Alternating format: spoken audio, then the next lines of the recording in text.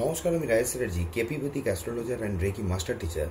আজকে যে বিষয়টা নিয়ে আপনাদের সাথে আমি আলোচনা করব সেটা হচ্ছে অ্যাস্ট্রোলজির উপরে একটা ভিডিও। ধরুন, এখানে আমরা যখন কোনো ব্যক্তির কুণ্ডলী বিচার করে থাকি বা ভাগ্য বিচার হয়ে থাকে, তখন যে কুণ্ডলীটা ওপর দিয়ে বিচার করা হয়ে থাকে সেটা একটা হয়ে থাকে নর্থ ইন্ডিয়ান, একটা হয়ে থাকে ইস্ট ইন্ডিয়ান। মানে এই যে চার্টটা, যে চার্টের ওপর দিয়ে বিচার করা হয়ে থাকে নবগ্রহের, সেটা একটা ইস্ট ইন্ডিয়ান চার্ট হয়, একটা নর্থ ইন্ডিয়ান চার্ট। এই দুটোর মধ্যে যদি আমরা পার্থক্য দেখতে চাই বা পার্থক্য বুঝতে চাই যে দুটোর মধ্যে অ্যাকচুয়ালি বেসিক পার্থক্যটা কী বা কোথায় আছে, ইস্ট ইন্ডিয়ান চার্টে হয়ে থাকে রাশি ফিক্সড, নর্থ ইন্ডিয়ান চার্টে ভাব ফিক্সড। এবারে রাশি আর ভাব এই দুটোর মধ্যে অ্যাকচুয়ালি পার্থক্য কী বা রাশি কাকে বলছে, ভাব কাকে বলছে।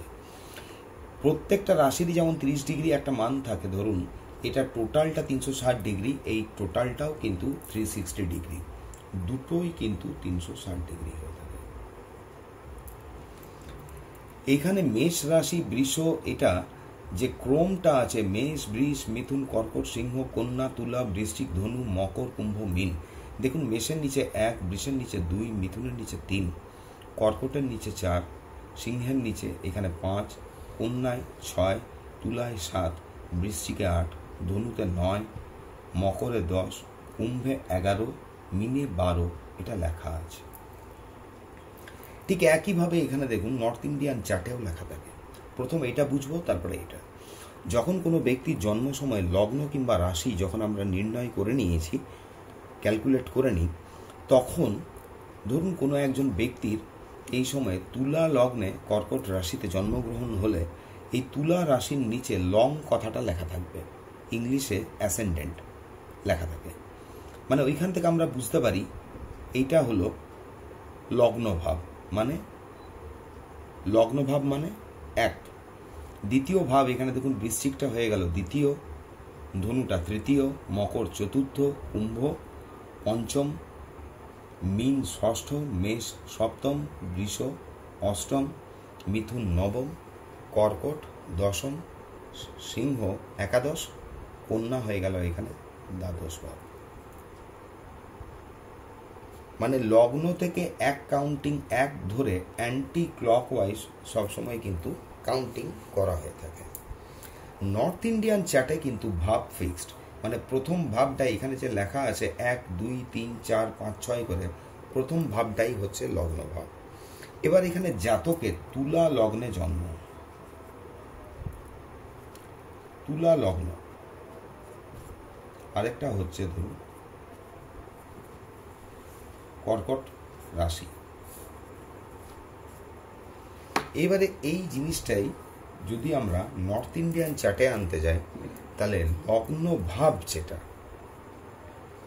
লগ্ন তো তুলা, কিন্তু এখানে বলছি যেহেতু ভাব ফিক্সড, 7 নাম্বার হয়ে যাবে প্রথম ঘরে।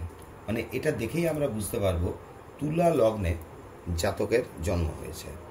ঠিক এইভাবে আমরা এখান থেকে কাউন্টিংটা তখন কীরকম হবে, এটা 7 হলে এটা হয়ে যাবে 8, এটা হয়ে যাবে 9, এটা হয়ে যাবে 10, এটা হয়ে যাবে 11, এটা 12, এটা 1, এটা 2, এটা 3, এটা 4, এটা 5, এটা 6। আর 4 নাম্বার হলো এখানে, মানে এইখানে তখন চন্দ্রের পজিশনটা আমরা খালি বসিয়ে দিচ্ছি। তারপরে যে যে প্ল্যানেটগুলো আসছে, প্ল্যানেটগুলো আমরা কিন্তু বসাচ্ছি।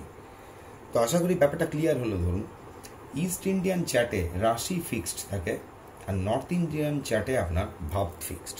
এবারে ধরা যাক কোনো ব্যক্তির ধরুন এটা আলোচনা করেছিলাম তুলা লগ্ন দিয়ে, যদি কারুর আপনার বৃষ লগ্ন হয় তাহলে কি হবে। বৃষ লগ্ন হলে প্রথম যে ভাবটা আছে বৃষ, এটা হয়ে যাবে 2, স্বাভাবিকভাবে এটা 3, এটা হয়ে যাবে চতুর্থ মানে কর্কটের ঘর, এটা হয়ে যাবে পঞ্চম। এই ক্রমে কিন্তু আমাদেরকে সাজাতে হয়। ইস্ট ইন্ডিয়ান চার্টে সবসময় রাশি ফিক্সড থাকে আর নর্থ ইন্ডিয়ান চার্টে কিন্তু সবসময় ভাব ফিক্সড থাকে। তো যাই হোক, এরপরে নেক্সট ভিডিওতে শেয়ার করব, আমি বা আলোচনা করার চেষ্টা করব আমাদের অ্যাস্ট্রোলজিতে এই যে আমরা বলি যে নবগ্রহ, তো বেসিকে এই নবগ্রহের যেটার উপর দিয়ে বিচার করা হচ্ছে অ্যাকচুয়ালি এখানে কি নটাই কি গ্রহ না তার বাইরে কিছু, এটা অ্যাকচুয়ালি কি সেটা নিয়েই আলোচনা করব।